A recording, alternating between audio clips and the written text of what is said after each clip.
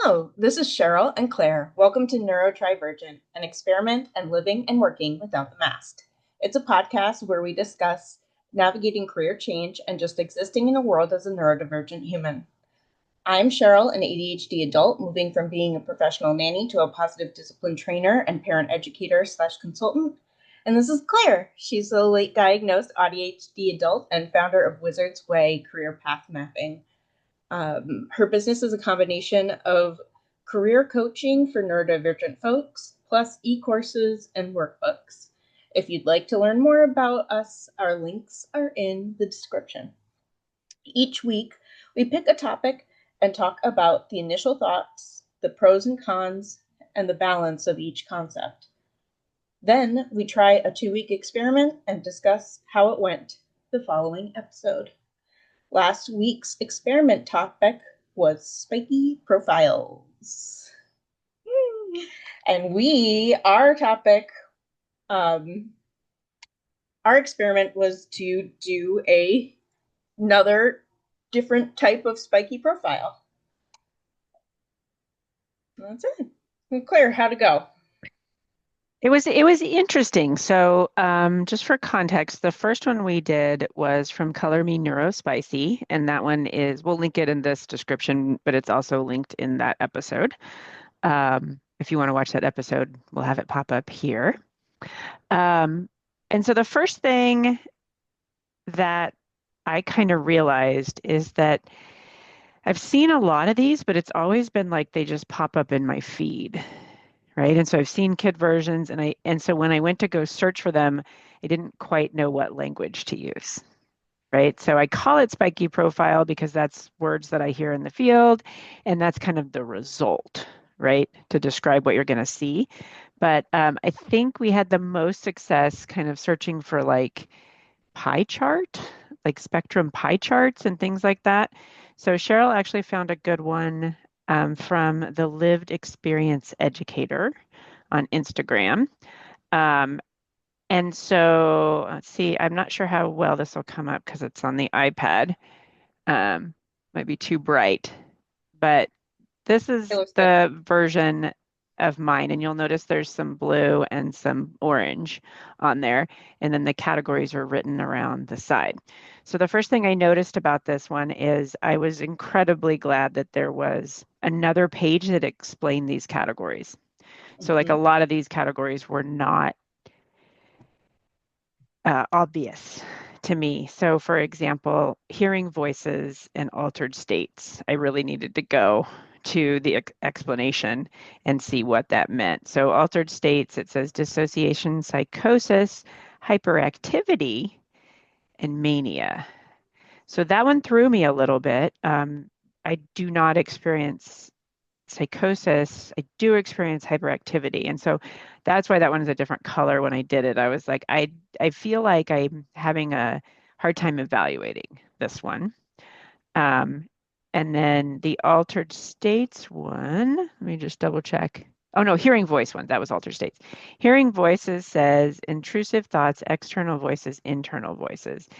And there again, I was like, oh my gosh, like there's a constant inner dialogue in my head. Mm-hmm. And in fact, I was shocked to learn that a lot of people don't have that. Shocked. So then I was like, I think I should score high on that, but I'm not sure. So anyway, I liked this one, and I was really grateful for their descriptions. Um, I I did see a lot of like maximum or close to maximum categories. So that was pretty affirming of what I already believe to be true. Um, but he did find this one a little bit harder to approach. And I was kind of hoping to find the kid version one that I've seen, and I couldn't find it. So yeah, but I think it was a valuable experience to do different kinds. How about you? Yeah, this one went really well for me too. I also am glad that they had the explanations. Um, so for me, my major ones, well, let me just show you. I don't know if you'll be able to see it well on the phone, Nice. Yeah. but those are mine. So yeah, differences with regulating attention. I mean, yes. That makes a lot of sense. Um, I had, let's see, I have dissociation. So that was one that was higher.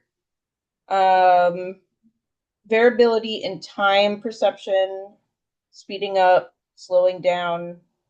Um, I just, time is wibbly wobbly for me. And then what was this one? Some stimming stuff. That was pretty high. Oh, show your ring, show your ring. Ah, yes. Go, Claire. Look at this. My friend It's so gave me great. this ring, and it's just like a little bubble bee and a flower. Let's see if I can get it to focus on it. Which Cheryl has a bee thing too, if you didn't know Yeah, that. I love So bees. yeah. And I love sunflowers. So this was perfect. And look, it And spins. it moves. It spins. It was really cute. And so I've been like spinning it and then stopping it all of a sudden, which is just great. Just great. Just a really great feeling. So yeah, lots of stimming. I don't know. Yeah, there was sensory differences. And I was thinking about the one last week that we did and how I was like talking about how I would like focus on certain things. And I think I put like overwhelming overwhelmed by sensory stuff really low. And then I was like at the store the other day and I was like, hold on, I have to check this list again. This is too overwhelming. And then I was like, oh yeah, yeah, there you go. But it's just because like Different in that context though. moment I Yeah. forget it, Yeah. and then I go back and do it again. But yeah, so I liked this one. I like this one because it's like different. So I think the hearing voices one, I've always heard that it's like voices that come from outside of your head, voices that aren't your own that come from inside your head. And Hmm. then like there's like an internal dialogue as well, option Around as that. well. Yeah. I wonder And if that's what they so, mean by external sources or whatever. yeah, because like it can I've heard from people with schizophrenia that it can sound like it's coming from out, like they hear voices around them, so they'll like look around, but then they also hear voices that are originating inside their head. Okay. Hmm. Like it's like somebody is in their head talking. Yeah. It would be like an internal monologue that's from another Plus, being, yeah. Yeah. Okay. you know. That's helpful. Um, so that's what I've heard with that. But it was just also like that there's a diversity here too. Like there are different, it's we talk about ADHD and ADHD a lot, and like there are big communities built up around that, but there's a billion different ways to have a different brain, because it's a giant complex thing in our head. And it Yeah. just made me really appreciate that. Yeah. I agree. Yeah, that's it for me. All right.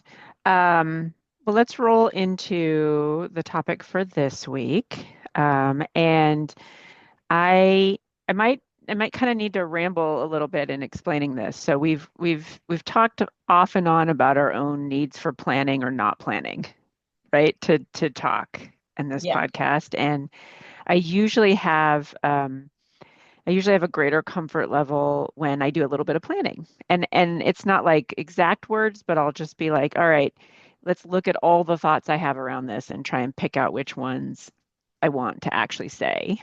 Um, and I just couldn't do that today. I had infusion 6 of 6 in 2 months, and I was just exhausted and I couldn't do it. Um, so this is a safe space, and I'm just going to show up and do it in the moment with you here. And if you are an ADHDer, feel free to put my voice on 2x if I'm talking too slow for you. Um, yeah, yeah, I get it. I don't do that, but I really get those who need that. So, and I think sometimes the how my delayed processing shows up is slower speech. Hmm. So, um, all right. So the reason that I wanted to talk about this topic is largely because of two different podcasts that I am a huge fan of and I go to quite a bit. I believe I've talked about both of them here, but let me go through it just in case. The first one is Divergent Conversations, and this one is Dr. Megan Anna Neff, which will be familiar to a lot of you. She does a ton of phenomenal work um, for autistic people, for ADHD people, and just for like neuroaffirming care. So that's one of her books right there. And then her partner is also an ADHD therapist, Patrick Cassell. And it's just one of my favorite podcasts of all times. It's like, I just feel so seen when I listen to them talk. And so that's where it was talked about the most. And then also I'm really into Glennon Doyle, um, We Can Do Hard Things, and they talked about play and downtime and easy things versus hard things. And so that one is kind of feeding into my brain too. So, what really hit me from Divergent Conversations is an experience that until I've heard them talk, I had felt like a loner in this experience. And I had felt just like, God, does everyone go through this? Is just such a weird thing. And that's the concept of having almost like an identity crisis or a drastic identity change after diagnosis. Or I've also heard some folks talk about it like after a big life change. So when I say diagnosis, I'm talking about a neurodivergent diagnosis, but that could also be, when I think about it, really happened too when I got my disease diagnosis, and then around menopause too. Like there's so much there too. So I, it's that all of a sudden, questioning that phrase, but I'm rolling with it. All of a sudden, I'm like, I don't know who I am. And what of my past experience, like, was that the same person? Was that a different person? What do I even do now? Who am I? What is true? What isn't true? I've always been so strong-willed. How can I be having this identity crisis? And just this whole concept of who the flip am I? Um, and how like rocking that can be in your life. And what they put out there on this podcast is that the way to rediscover identity is to look for how you play and what is fun or pleasurable for you. And my mind just lit the fuck up, man. I was just like, yes, of course. That like really rang true to me. And then I immediately had some issues with that, which I'll wait till it's my turn to talk, and then I'll talk about that. So, so that's our topic, using play and pleasure to rediscover identity after diagnosis or life change. Hmm. Yeah, You feel ready to talk a I'm little bit ready. about that, Sheryl? Okay, Yeah, great. I'm good to go. Tag. Woo, I'm it. Play.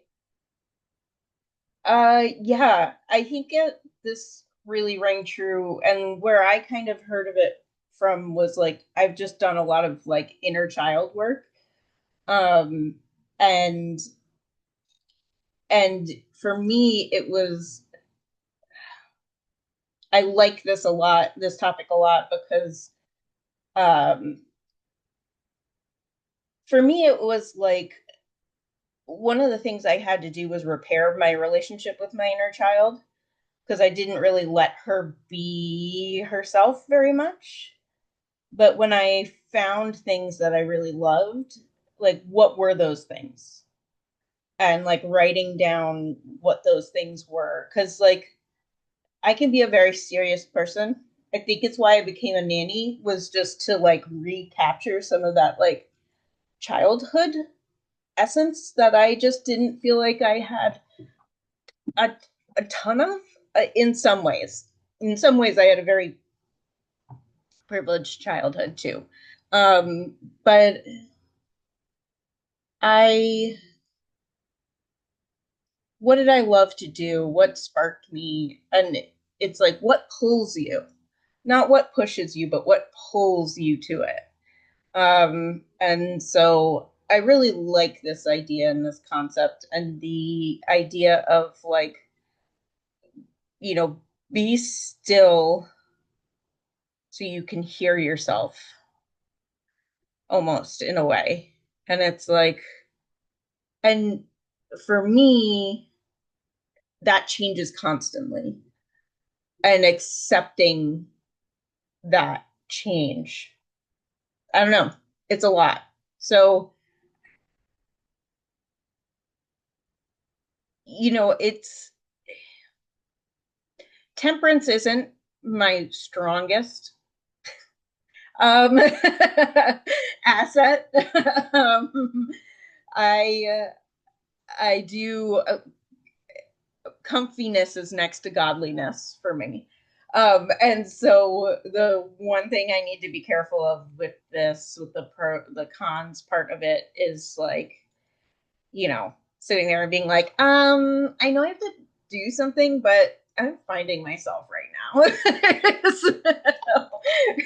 So, when it's like, it's like you can't always do what you want. It's time to, move on or whatever. Um, but I don't know, it just really rings true to me because I feel fulfilled when I do certain things, and that's you find what you value, you find what you care about that way. And a lot of times people talk about how what you do is what you are, and in some ways, and it's like, okay, well, what am I drawn to? So yeah, that's it for me. Awesome. I didn't have paper in front of me, and then you started talking, and I was like, I gotta write this down. So I Paper. saw me like scrambling and then looking down. Um, Highly visual tactile processor. So yes. Okay, sweet. So I'm going to go ahead and light St. Pee Wee the Rebel. I know you Yeah. are, but what am I? Um, because that feels playful to me, and it's a shielded candle, so the fan hopefully won't blow it out. And and I'm not going to respond yet because that's going to happen later. Um, so I really, really sit in this. I really, really sit and live in paradox. And I firmly believe and have since the times I did systems thinking study that you haven't hit reality until you hit a paradox. And then when I finally came to the point where it's like, oh, you're autistic and ADHD. So of course you're living in paradox. And I talk about this all the time. And I'm so grateful for the like emergent voices in this area. More and more people are talking about how this really does feel like you're two people that are pulling you in different directions. One of the ways like this has really shown up for me is in identity. And so I have this side of me who is and has been for a long time, like very rebellious, very into like blowing up perfectionism, like we've talked about, like being your own self, like looking the way you want to look, dressing the way you want to dress, blowing up beauty norms, blowing up age norms, blowing up all this stuff. And this is a very like authentic part of me. And then at the same time, I got to where I got to in life. I was very successful in a work context, and I got to where I was at in life because I had extremely high masking. So I had the ability to be like the nature observer, the alien nature observer, and observe what the human animals were doing, develop a formula, and then repeat that, right? And so diagnosis and unmasking was just completely revolutionary for me because okay, what is me then? Like, what parts of that mask actually me? Are parts of it not me? Why am I doing this? Um, the biggest thing was I can't do this anymore. It is killing my health. It is, I finally came to believe that it was killing me. And so just this huge inner conflict, right? About who I am and what I am and what to hold on to and what to let go of. And then add to that I am very, as you can tell, like I'm surrounded by toys. I'm surrounded by toys. I tend to, when I get around other people, be relatively high energy. I really like playing games and I really like doing all this stuff. So I always thought I was like a very playful person. And then I became a parent and I watch my husband and my son play, and I don't play like that. And I watch like you with kids. I don't play like that. It's like almost uncomfortable and very unnatural. And so part of my identity crisis as a parent was I don't like playing like that. Mm, And so I always say I would be more comfortable with older kids, and I think largely it's because my play style is different. And so then when autistic community started talking about adults in parallel play, I was like, ding, ding, ding. Like, I really get that. I really get that concept of parallel play. I'm going to have to go over my time on this one. I got a lot to say. mm, Um, I I really get that, and having something you want to do and have somebody do it with you, but we're not necessarily interacting. We're doing it next to each other, like really rings true to me. So like, I don't, so then I started feeling like I was grumpy. I started feeling like I was grumpy and I was not playful and I was no fun and I was too serious because I was comparing myself to these boys, boy and man, and how they play. And it didn't, and so then that was like, I don't know. So this is where I'm at. I have not arrived in any sense, and I'm just probably going to be on this journey for a really long time. But I have started really kind of doing what you said about noticing, right? You said when I find something I like, I write it down, right? And so, like, noticing, when am I feeling authentic joy? When am I going into flow? That's a really good indicator for me. Um, and so, when am I going into flow? And so, um, I anything to do with pets or animals, it's joy, instant joy, like ridiculous. So that's like definitely pleasure. Making things, doing things with my hands, solving problems, that kind of thing, mhm. is playful to me. Um, yeah, so that's my thoughts on this. I I think that this will be a lifelong pursuit, and I think that, and I'll think maybe I'll save a little bit this till later, but I think what I need to do is also give myself space to change in Yeah. this area. So I Mhm. don't know if I did pros and cons, but that's what I think. Um, let's talk amongst yourselves. What came Yes. up for you? Lots of things came up for me when you were Yeah. Well, talking. and I like what you said a lot about how my version of play changed, how play changed after um diagnosis, how things changed after I did a diagnosis. And like it just makes sense to me that we would that people would have an identity thing because it just you're changing your whole frame on your history on how you look back at things, Mhm. right? Like you're changing that entire framework.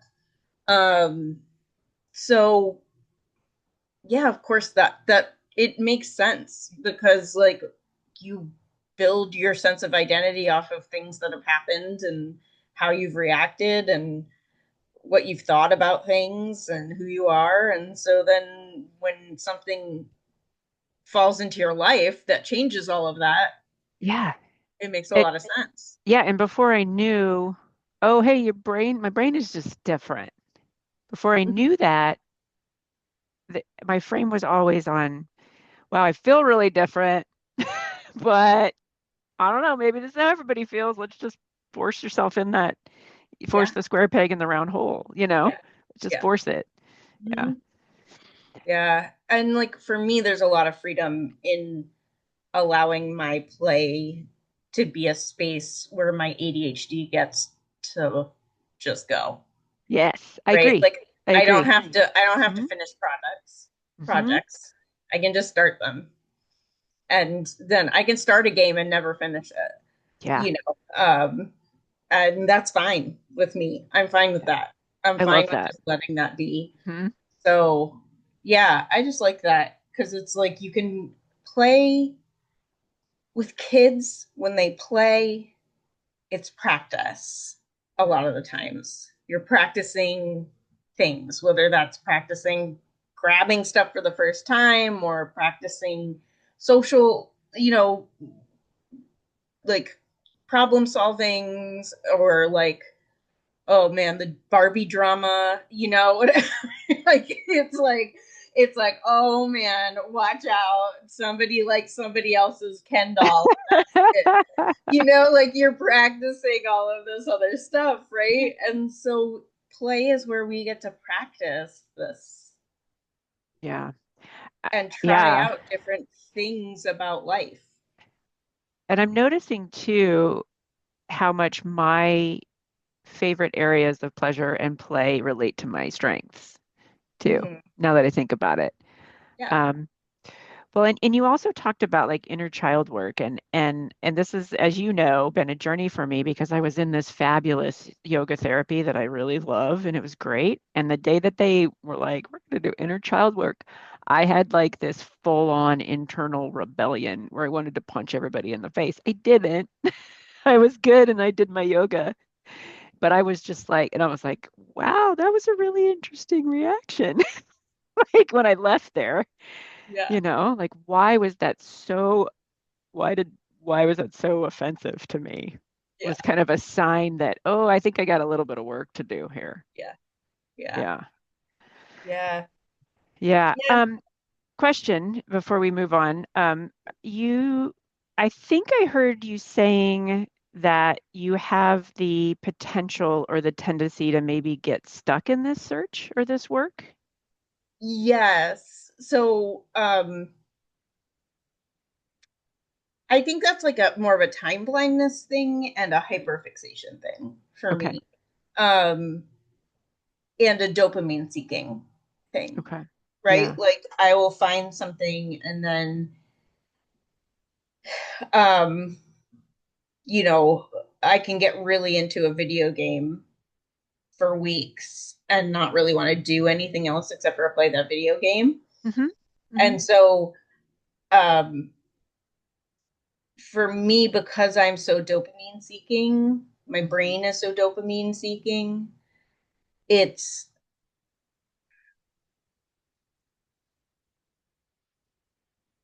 it's like, is it me or is it my ADHD? Yeah. And Yeah. so I just have to be careful around that. Yeah. Is it me or my ADHD? Which is this? Is this something I really love to do? And am I playing or am I just hitting a dopamine button Hitting it. over and over again? Because like I got to be careful of anything that's like a Skinner box, which is like you press the button, you get the food. You press the button, you Yeah. get the food. Sometimes you don't get the food though, so you better keep pressing that button over and over and over again. I'll sit there and press that Yeah. button. I just have to like be Watch careful. that. Yeah, Well, I think we kind of, it wasn't intentional, but I think we've kind of wandered into the balance yeah. phase. So maybe would you be willing to say a little more about like when you say I have to be careful, do you have current methods that are working for you? Is this something that you're struggling with and still developing? Yeah. Yeah. Well, I mean, first of all, I am in some ways privileged, in some ways it's difficult, but I live with another person. So they give me constant feedback, which is nice. So it's like, hey, love, you just spent 3 hours, 3 days staying up really late on your video game. Like, do you want to be doing that? We ask each Yeah. other that all the Is time. this It's like, hey, serving I'm you? just Yeah. checking in. Like, if this is something you want, then go for it. But if you feel like it's not a choice, then I want to just check in with you about it.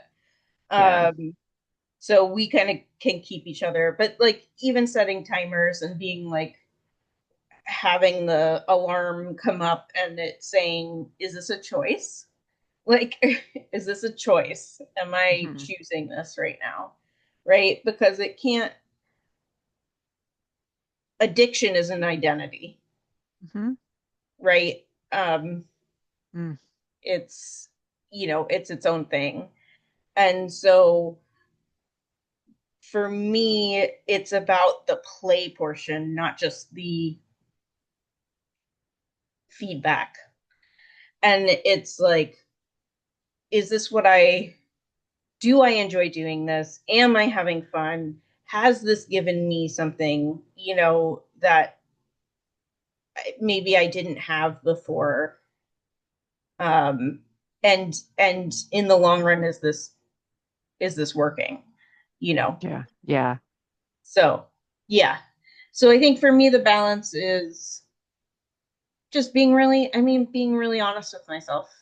Hmm. And like even if I go in and try something and it becomes a dopamine thing, like there are video games on on that I have bought on Steam that are now hidden from my video games list because I'm Yeah. like, nope, nope, that's too much of a dopamine button, but that's also identity. Like Yeah. it's also where I find my limits and my balances or trying something out and oh, I don't like it. It's not the end of the world.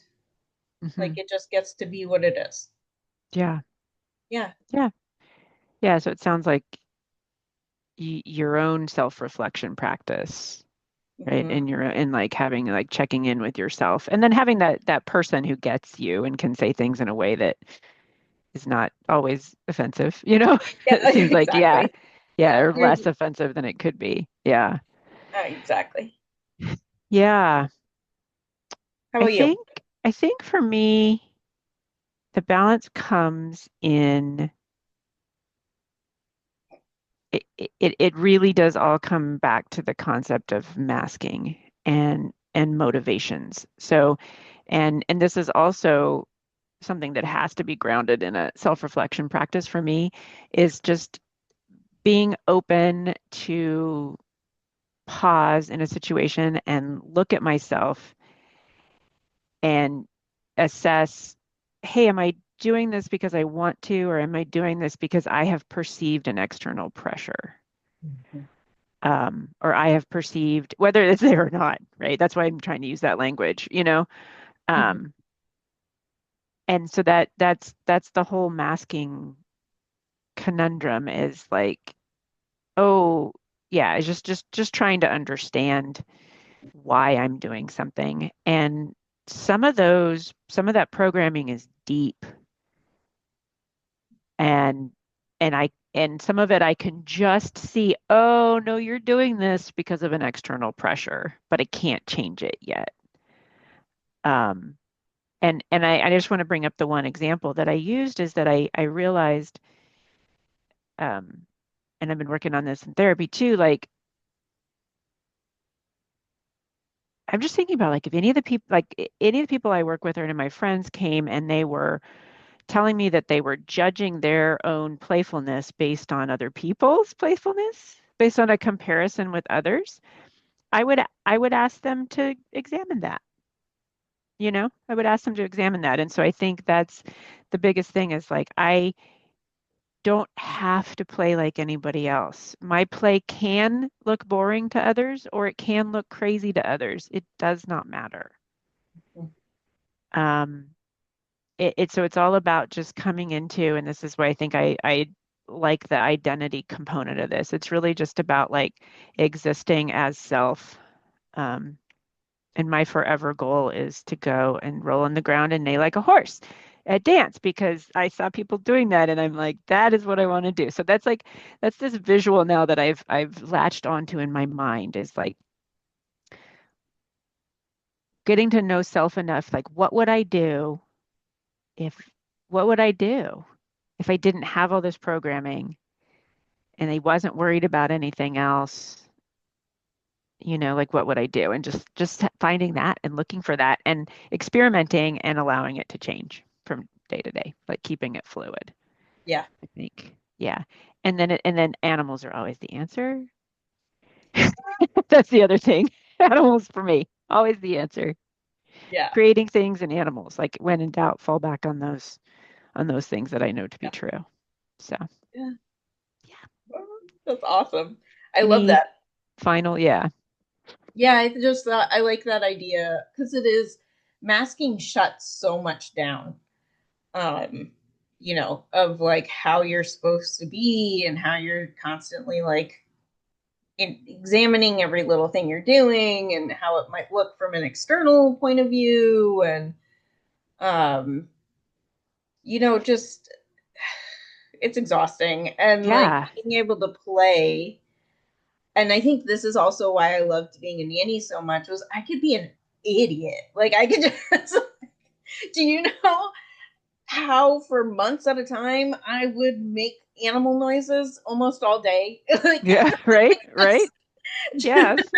like, we were dancing Context. and doing the hokey pokey and doing all this other stupid stuff, and but it's great. Like it's only, it's childlike, Yeah. and there's a childlikeness to it where I've gotten it. For me, it was I've gotten an excuse. I'm a nanny, Mhm. Yeah. and That like makes so much sense. that's the nice thing about parenting for people who want to play like that. You've got an excuse, man. You're a parent, you're an uncle, you're an auntie, you're a whatever. Mhm. Like, take that card, take that check to the bank. Yeah. Yeah. Yeah. You have permission to cash it, and be a goof. So Yeah. yeah, Yeah. Totally. Oh, I yeah. thought Kitty was going to grace me with her presence, but no. Um, yeah, and I do want to just acknowledge too the sharing on the dopamine seeking and the conditioning, like that was really poignant for me. Yeah, and I really heard that and I see that um in a lot of folks. And it just feels like a struggle, and a gift to be able to know that the struggle exists, you Yeah, know? Yeah. yeah, exactly, So, exactly. all right. So Alrighty. I'm thinking for an experiment, and we can workshop this if you want. Um, I think the first challenge here is to ask the question, um, what has challenged my identity? hmm That's the first thing that I would encourage folks to ask. Um, and you may or may not relate to that question, and that's okay. hmm Has anything challenged my identity, and what has it been? And then just to kind of get some context and be in your own existence and your own being. And then I think from there, um, how do we encourage experimenting with play? Like yeah, I think even just what is, just maybe it's the noticing bit that you originally brought up. I think that's it for me. That's always where I have to start is just Mhm. noticing because like throughout the day, for some people, I mean, for me, time is all over the place, but like it'll feel different. All of a Mhm. sudden, you feel lighter. You're having a good time, Yeah, and if that's not something that helps going back to childhood was really helpful. that's helpful.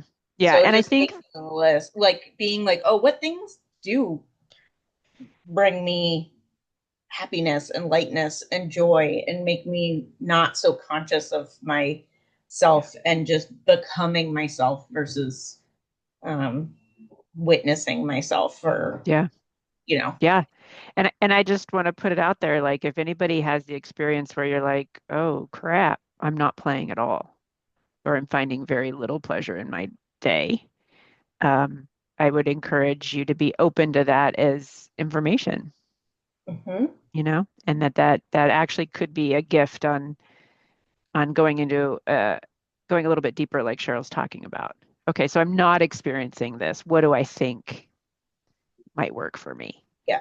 Because So, there's a lot of pressure. There's a lot of pressure on folks on adults to not be playful, And so if you're finding yourself in that situation, that's okay too. yeah, Yeah. yeah. You Just follow seeing that. practice. Yeah. So All what right. I hear is, just to sum up, Thank you. what has challenged my identity and how can I witness uh, play states and experiment with play? Mhm.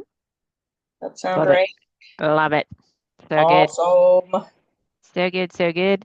Um, if folks are interested in learning more about me, you can find me at wizards-way at mykajabi, kajabi.com. I write on Substack and on LinkedIn is at Wizard Claire. And Cheryl, how about you? SherylTheNanny.com. That's where you'll find me. Awesome. Hey, thanks for this conversation. Yeah, thank you so much. Bye.